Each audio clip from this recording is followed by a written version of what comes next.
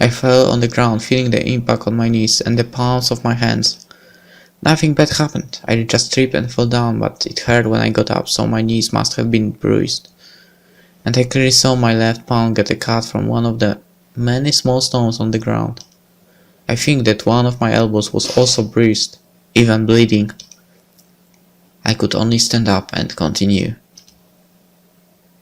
I knew the people must have seen what happened, but I just tripped and fell down. It happened to me when I was a boy, and it can happen to anyone. And I decided to walk a bit more.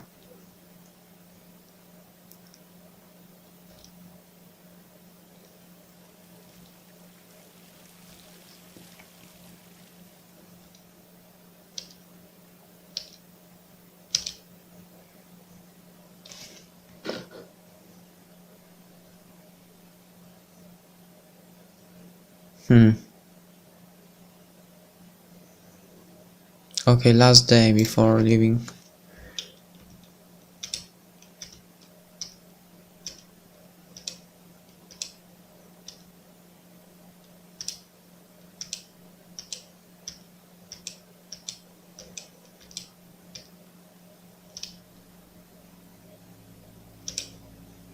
When I was only just starting my recovery, probably because one of the staff members mentioned it, I decided I would participate in the Cape Mimoni City Run. It was going to take place 2 weeks from today. Today I was going for a short conditioning run down the canal and back the same way.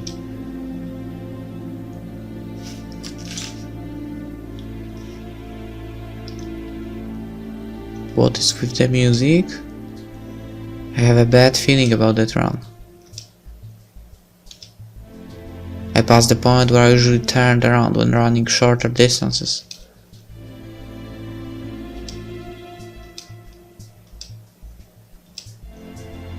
I came back not feeling exhausted or tired.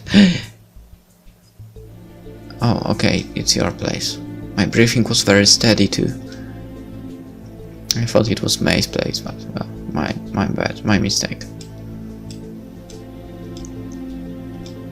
That weekend I was going to do my last long distance preparation run. It was about 70% of the run distance, and I decided to do it in the Green Palace Park, which was a short drive away from Cape Mimoni.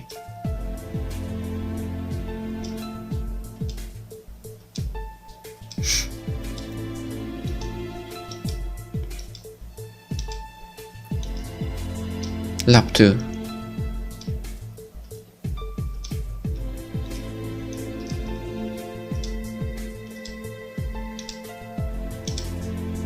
Lap 3.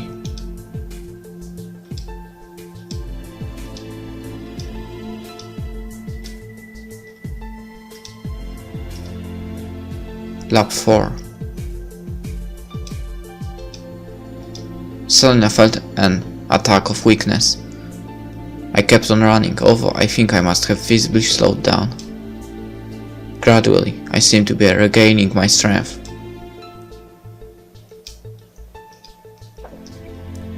Lap 5.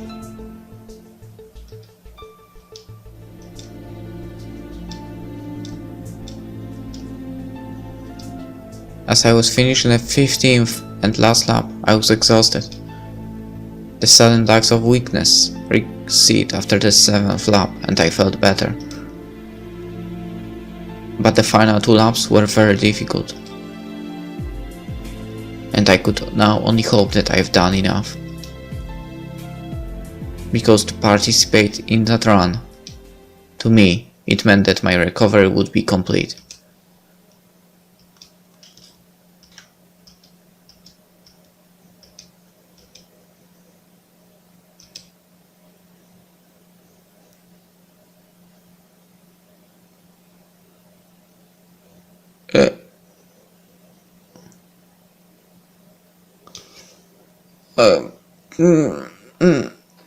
Oh, what? Oh, okay. Save.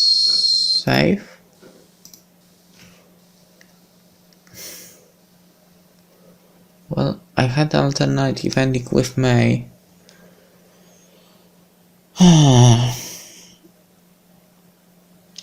We had Aurora Fall.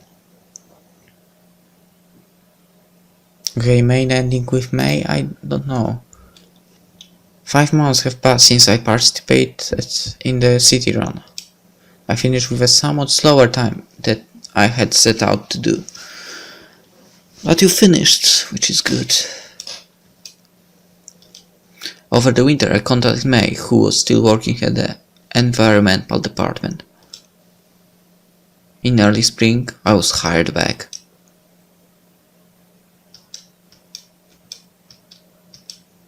May was now in charge of decommissioning many of the environmental department sites, gathering usable equipment, cutting all the power, and labeling or preparing that which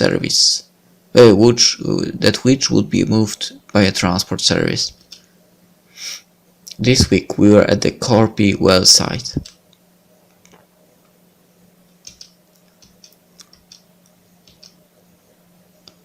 She didn't change at all. After 13 years. I think we did it. That should be everything we can. Go back now. Yeah, I've packed it all too. So we can drive. Oh well, I could go for a short walk, we can then stop and eat our lunch. Yeah, I would like that sitting in the car is. And with that we went to the car to get our lunch.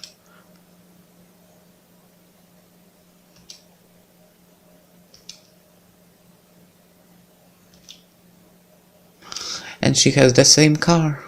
I can then take that if you'd like, I said, offering to carry the backpack with our lunch that May took from the car. Thank you.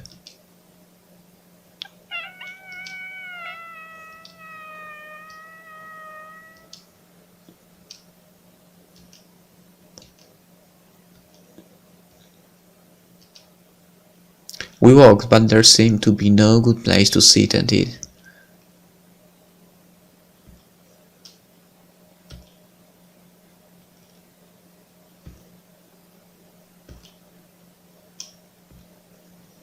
I suppose we can just sit in the car and eat like that, Mai said, and I followed her towards the area. It was a nice walk for Adrian.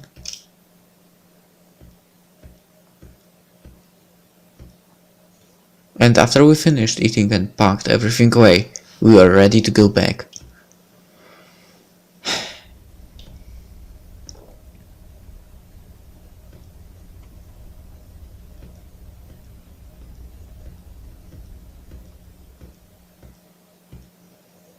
Lake Walk Part 1. The decommissioning process was about halfway finished in the summer. Today May and I took a walk around the lake that was close to the site we have just finished the commissioning. This process was the same as the one we did at the Carpy well site and many more since. This area near Greenwater Lake, however, had many opportunities to sit down and rest. What a beautiful place again!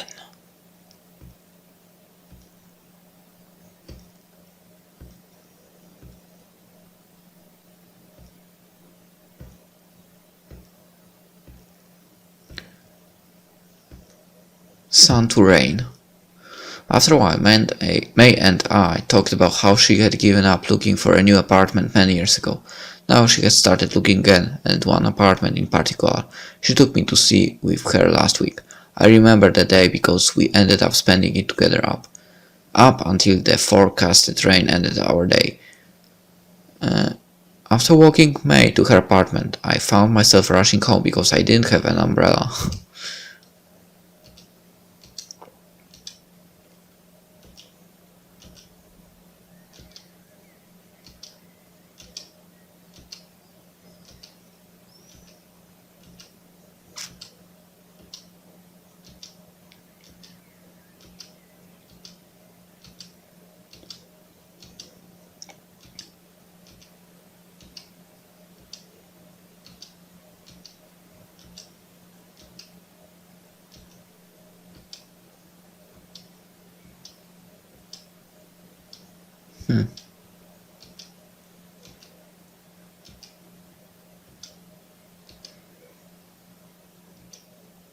Lake Walk Part 2.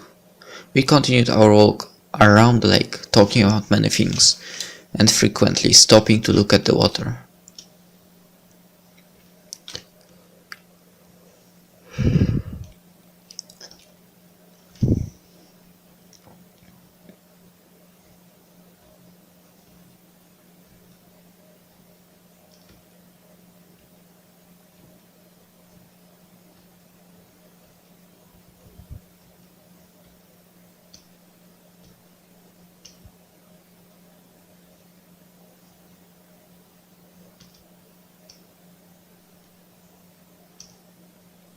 Meeting May.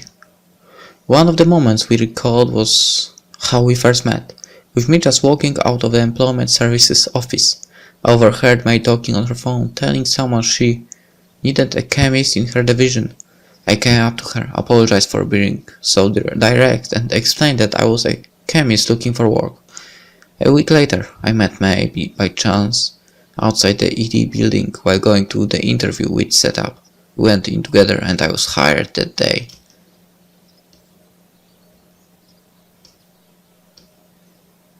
I heard a strange, faint sound.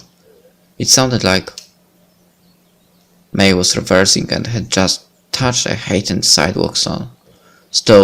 It was probably nothing serious, and most probably it didn't even damage the car's bumper, but I still looked around, trying to look at May behind the wheel. She looked at me, smiled and waved her hand. It was alright and nothing big happened. I nodded and then waved goodbye as she left. I tried to look at the back of her car and didn't see any damage. It was probably just a scratch under the bumper, and no one would see that anyway.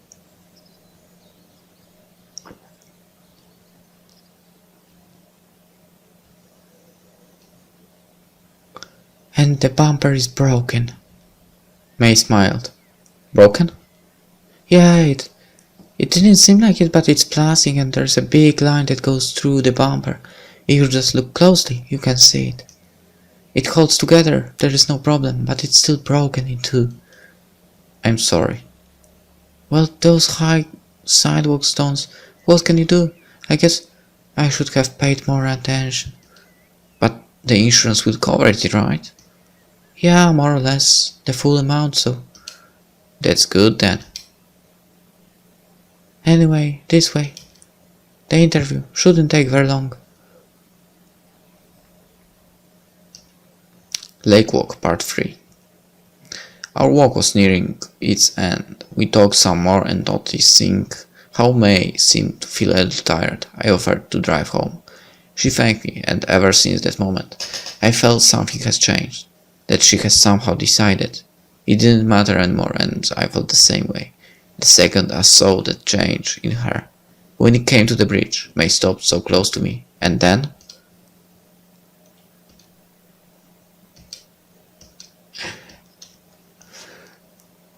Finish your story! Then what? What? Okay, I get it. She kissed you. Right? Am I right? Am I right?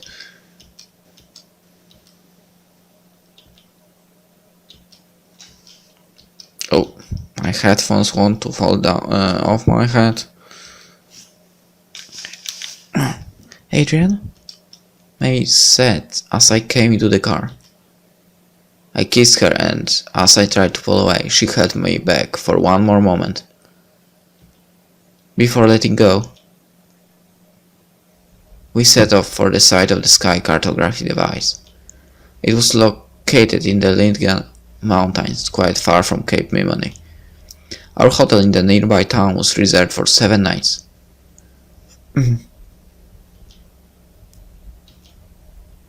As we're going through Cape Mimony, we tried to establish whether we had brought everything, because we could still turn around and get things without losing too much time.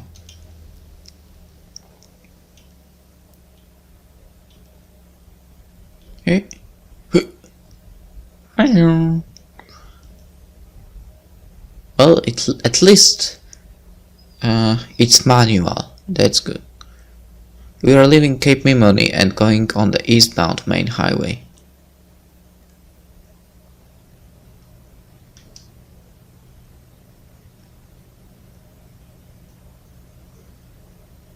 The ride was long and exhausting, so we soon decided to take a break. As we pulled into the gas station, an attendant came to fill up the car, and May pressed the fuel tank cap release button to allow her to fill up. We would also buy something to eat in the shop, and maybe some snacks too. Because I was going to be driving the next segment, May could relax her eyes a bit. Are you feeling better? Yeah, this is much nicer. I recalled that May did seem a bit tired, even in the morning. You look tired in the morning. Yeah, I couldn't sleep, but it's nothing really, she said with a kind voice and took my hand, leading us to the shop. Are you sure it's nothing? I think I'm losing my voice right now a little bit. I got us some gummy bears for the road. She smiled, holding a brightly colored package in her hand. Like before. We were back on the road, with me at the wheel.